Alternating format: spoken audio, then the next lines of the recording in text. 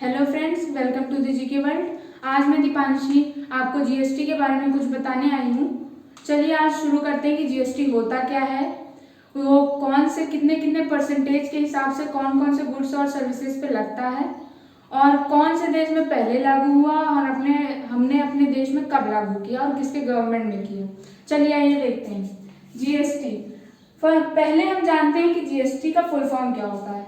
Goods and services tax. Goods and services tax, ये tax दोनों पे लगता है, गुड्स पे भी लगता है और सर्विसेज पे भी लगता है। और अब यह आपके मन में ये सवाल होगा कि ये डायरेक्ट टैक्स है और इनडायरेक्ट टैक्स है। डायरेक्ट और इनडायरेक्ट, ये इनडायरेक्ट टैक्स है क्योंकि ये डायरेक्ट गुड्स एंड सर्विसेज पे नहीं लगता है। अब आपके मन में होगा कि डायरेक्ट टैक्स कौन कौन से होते हैं। तो डायरेक्ट टैक्स होता है जैसे इनकम टैक्स हो गया, जो हमारी डायरेक्ट इनकम पे लगता है, जो हम कमाते हैं उस पे लगता है। इसको हम वेट भी कह सकते हैं।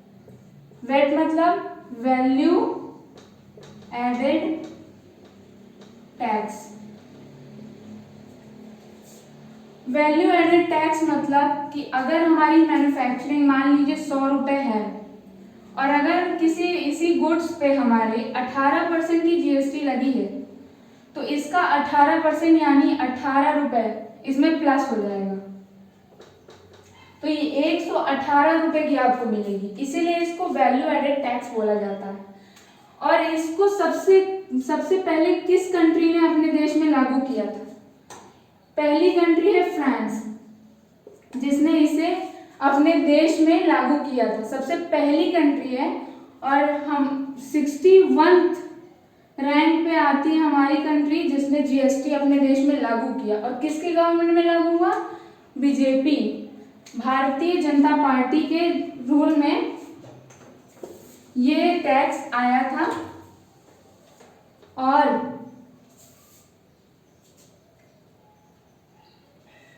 और ये कब आया था? बीजेपी गवर्नमेंट ने कब लाया था इसको?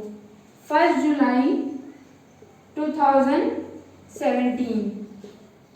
1 जुलाई 2017 में बीजेपी गवर्नमेंट ने जीएसटी लाया था, बिटवीन द फाइनेंशियल ईयर आप बोल सकते हैं, क्योंकि बिल तो अप्रैल में ही पास किया गया था, लेकिन ये इम्प्लीमेंट कब हुआ?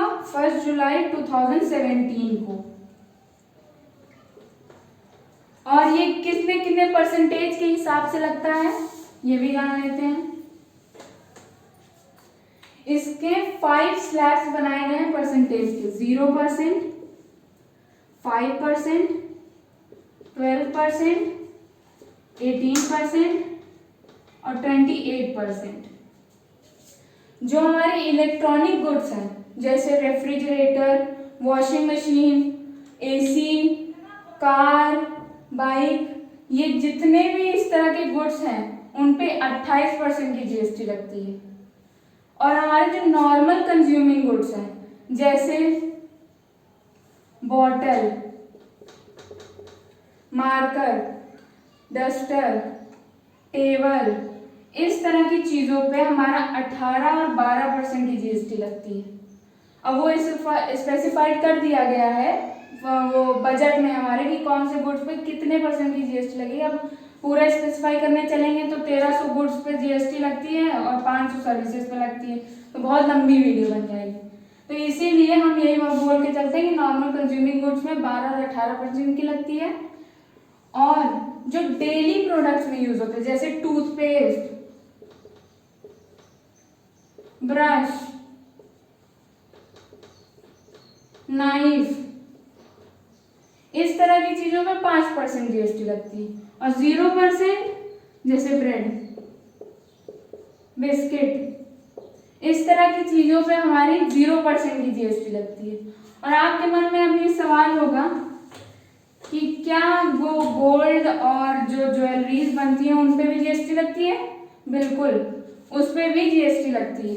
गोल्ड पे ये गवर्नमेंट के द्वारा स्पेशल रेट जीएसटी का तय किया गया है गोल्ड के लिए 3%। कैसी भी ज्वेलरी हो गोल्ड की, उस पर 3% जीएसटी लगेगा। चाहे बड़ी हो, चाहे छोटी हो, चाहे कान का हो, चाहे गले का हो, कोई भी ज्वेलरी हो तो उस पर 3% ही जीएसटी लगेगी, गोल्ड की कोई भी ज्वेलरी पे। और प्रीशियस स्टोन्स जो होते हैं और सेमी प्रीशियस स्टोन जो होते हैं उन पे 0.25% जीएसटी लगती है। मतलब जो ज्वेलरी में स्टोन्स लगते हैं, जैसे मोती हो गया, इस तरह के स्टोन्स पे हमारे 0.25% के हिसाब से जीएसटी लगती है। आइए हम जानते हैं कि जीएसटी कितने प्रकार की होती है। जीएसटी 4 टाइप्स की होती है। कौन कौन सी? CGST, SGST, IGST, UGST. ये होता है सेंट्रल गवर्नमेंट के अंदर, central goods and services tax. ये होता है state goods and services tax. ये होता है integrated goods and services tax. और ये होता है union territory goods and services tax. यानी अब आपको इससे पता चल गया होगा कि ये जो 3 हैं, इसमें यूनियन टेरिटरीज को नहीं काउंट किया जाता, बाकी सारे स्टेट्स में इसी तरीके से लगता है। ये कब लगता है? जैसे हमने माना था अभी पहले 100 रुपए की कोई गुड है, उस पर हमारी 18% की जीएसटी लगी है, तो इसमें सीजीएसटी और एसजीएसटी दोनों होगा 9% के हिसाब से। जैसे पहले होता था स्टेट गवर्नमेंट कोई भी सेल्स टैक्स या मैन्युफैक्चरिंग टैक्स लगा के डुप्लीकेशन टैक्स करके पैसा हड़प लेती थी, लेकिन अब वैसा नहीं होगा जीएसटी के बदौलत, क्योंकि सेम परसेंटेज के हिसाब से सेंट्रल गवर्नमेंट को भी मिलता है और स्टेट गवर्नमेंट को भी मिलता है। उसी तरह अगर हम एक स्टेट से, मान लिया यूके है, उत्तराखंड और उत्तर प्रदेश, इन दोनों के बीच अगर कोई परचेज या सेल्स होगी तो इसमें आईजीएसटी लगेगा, यानी integrated goods and services tax. ठीक, ये जो गुड्स एंड सर्विस या आईजीएसटी जो होता है ये स्टेट बाय स्टेट में लगता है, लेकिन जो सीजीएसटी और एसजीएसटी लगता है वो हर स्टेट के अंदर जो सेल या परचेज होती है उसमें लगता है। आइए अब हमने जान लिया कि कितने टाइप की होती है, अब हम जानते हैं कि इसकी मेरिट डीमेरिट क्या है। डीमेरिट इसकी इतनी है नहीं, क्योंकि ये डुप्लीकेशन ऑफ सेल्स और टैक्स को कम करता है। इसकी एक ही डीमेरिट है जो आई थी 1 जुलाई 2017 में, क्योंकि ये with in the financial year लागू किया गया था। तो हमें जो अकाउंट्स बनाते हैं, अगर आप कॉमर्स के स्टूडेंट होंगे तो आपको पता होगा जो हम बुक कीपिंग करते हैं उसमें जो होता है हमारी ऑडिटिंग में बहुत दिक्कत हुई थी। क्यों? क्योंकि ऑडिटिंग में हम sales tax, freight, manufacturing tax, retailer tax सब दिखाते थे, लेकिन जब ये आ गया तो हमें जीएसटी दिखाना पड़ा। तो उसका एक स्पेसिफिक रेट था और सेल्स टैक्स का स्पेसिफिक रेट था, तो उस पर बहुत ज़्यादा दिक्कत हुई थी। बस इसकी एक यही डीमेरिट है, बाकी डीमेरिट कोई है नहीं। इसकी मेरिट्स जान लेते हैं। जो डुप्लीकेशन ऑफ टैक्स होता था, जैसे सेल्स टैक्स हो गया, मैन्युफैक्चरिंग टैक्स हो गया, रिटेलर टैक्स हो गया, जो लगा देते थे फालतू का, वो अब नहीं होगा। वो अब जीएसटी के बदौलत जो तय किया गया रेट है, जैसे अगर 18% है तो ऐसा नहीं है कि स्टेट गवर्नमेंट को ज़्यादा मिल जाएगा या सेंट्रल गवर्नमेंट को ज़्यादा मिल जाएगा। 9% उसको भी मिलेगा, 9% इसको भी मिलेगा। दोनों को सेम परसेंटेज के हिसाब से टैक्स रेवेन्यू मिलता है।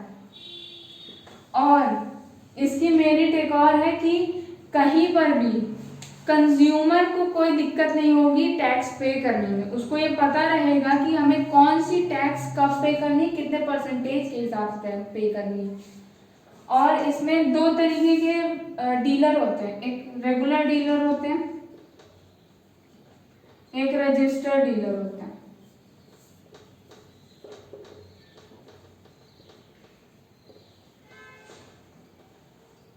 इन दोनों में क्या डिफरेंस है? जो रेगुलर डीलर होते हैं उनको रजिस्टर वो पहले से ही होते हैं, उनको रजिस्टर बार बार करने की जरूरत नहीं होती जीएसटी पोर्टल में। लेकिन जो रजिस्टर्ड डीलर होते हैं उनको हर ट्रांजैक्शन में अपने आप को रजिस्टर करना पड़ता है, और जो रेगुलर डीलर होते हैं उन्हें हर बार में जीएसटी नहीं पे करना रहता है। वो हर बार रजिस्टर नहीं होंगे, वो रेगुलर उनका एक बार उन्होंने रजिस्ट्रेशन करवा लिया तो वो उसी तरीके से रजिस्ट्रेशन उनका रहेगा उसी टाइम के लिए, फिर वो बार बार रजिस्ट्रेशन नहीं करवाएंगे। तो ये था ओवरऑल जीएसटी के बारे में। अगर आपको वीडियो पसंद आई तो लाइक, शेयर, सब्सक्राइब और कमेंट ज़रूर कीजिएगा, और मुझे ज़रूर बताइएगा कमेंट करके कि मैं अगली वीडियो कौन सी बनाऊं, और बेल आइकन ज़रूर दबाइएगा जिससे मेरी हर वीडियो आप तक पहुंच सके। Thank you and have a nice day.